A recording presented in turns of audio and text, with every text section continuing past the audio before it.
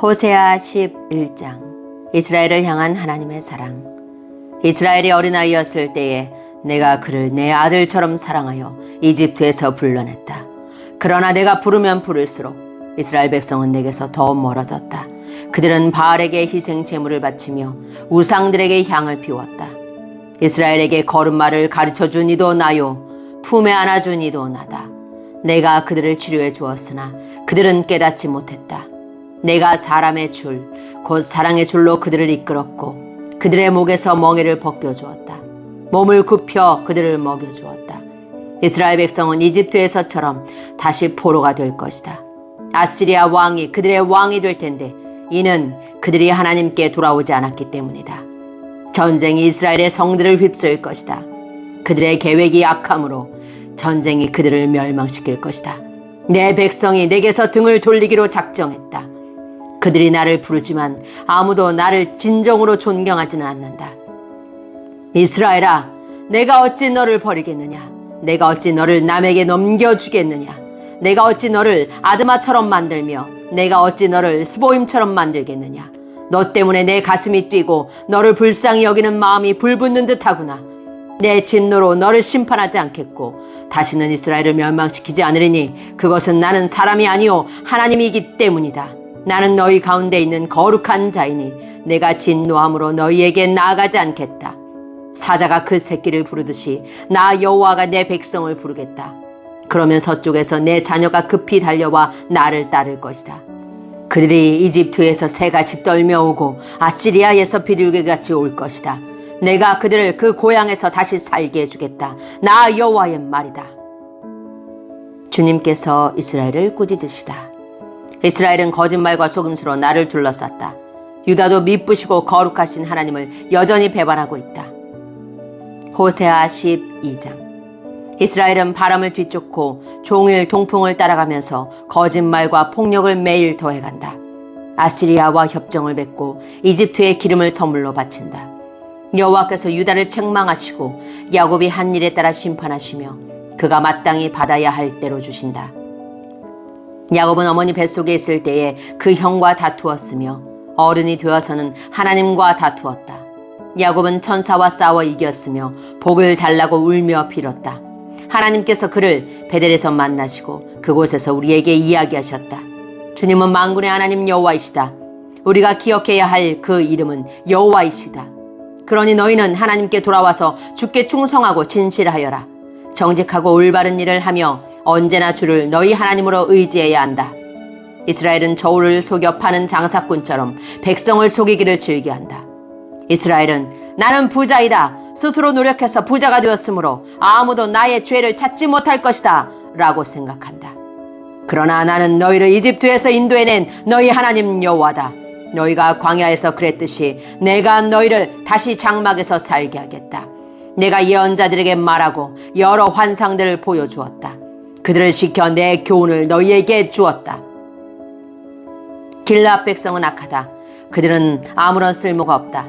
백성이 길갈에서 수송아지를 제물로 바치고 있으니 그들의 제단이 밧이랑의 돌무더기처럼 될 것이다. 옛날에 야곱은 메소포타미아 북서쪽으로 도망했으며 아내를 얻으려고 그쪽에서 일하고 다른 사람의 양떼를 돌보았다.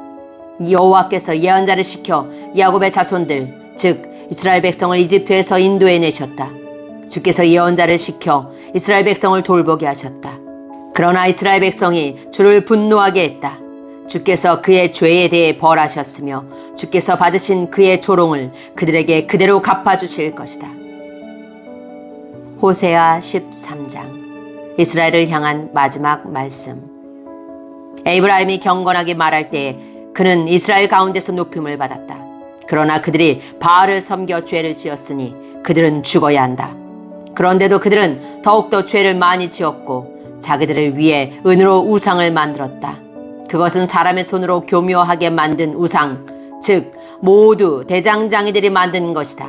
하지만 이스라엘 백성이 말하기를 저 송아지 우상에게 입을 맞추고 거기에 제물을 바쳐라 라고 한다. 그러므로 그 백성은 아침 안개처럼 아침 이슬처럼 사라질 것이다. 다장마당에서 바람에 날려가는 죽정이처럼 되며 굴뚝에서 올라오는 연기처럼 사라질 것이다. 나는 네가 이집트 땅에 노예로 있을 때부터 너희의 하나님 여호와였다. 너희는 나 외에 다른 하나님을 알지 못했고 나 말고는 구원자가 없었다. 나는 광야 메마른 땅에서 너를 돌보아 주었다. 내가 그들에게 음식을 주어서 그들이 배부르고 만족했으나 이내 교만해져서 나를 잊고 말았다. 그러므로 내가 그들에게 사자처럼 되겠다. 길가에서 기다리는 표범처럼 되겠다. 새끼를 빼앗긴 곰처럼 달려들어 그들의 몸을 갈기갈기 찢어놓겠다. 사자처럼 그들을 뜯어먹고 들짐승처럼 너희를 찢어놓을 것이다. 이스라엘아, 너는 멸망할 것이다. 이는 네가 너를 도와주는 나를 대적하였기 때문이다. 너희가 우리에게 왕과 지도자들을 주십시오 하고 말했지만 지금 그 왕과 지도자들이 무슨 소용이 있느냐? 그들이 너희 모든 성에서 너희를 구할 수 있겠느냐? 내가 진노 가운데 너에게 왕을 주었으나 이제 나의 노함으로 그들을 없애버리겠다. 에브라임의 죄악을 적은 문서가 모아져서 쌓여있다. 해산하는 여인의 고통이 그에게 임할 것이다. 그는 현명하지 못했다. 해산할 때에 태 밖으로 나오지 않겠다고 하는 아이와 같기 때문이다. 내가 음부의 권세로부터 그들을 구원할 것이며 사망으로부터 그들을 건져낼 것이다. 오 사망아, 네 재앙이 어디에 있느냐? 오 음부의 권세야, 네 멸망이 어디에 있느냐? 나는 너희를 불쌍히 여기지 않겠다. 에브라임이 나라들 가운데서 귀해지더라도 여호와께서 동쪽에서부터 멸망자를 보내실 것이다. 광야에서 바람이 불어와 모든 샘과 우물을 마르게 할 것이다. 모든 보물, 모든 귀한 것을 없애버릴 것이다. 사마리아가 하나님께 반역하였으므로 심판을 받을 것이다. 이스라엘 백성은 칼로 죽을 것이다. 그 자녀는 갈기갈기 찢어지고 임신한 여자들은 배가 찢길 것이다. 호세아 14장. 호세아의 호소. 이스라엘아, 네 하나님 여호와께 돌아오너라. 네가 네 죄악 때문에 쓰러졌구나. 여호와께 돌아와 이렇게 말하여라. 모든 죄를 다 없애주시고 선한 것으로 받아주십시오. 수송아지 대신에 우리의 입술로 찬양을 드립니다. 아시리아는 우리를 구할 수 없습니다. 이제는 우리 군사력을 의지하지 않겠습니다.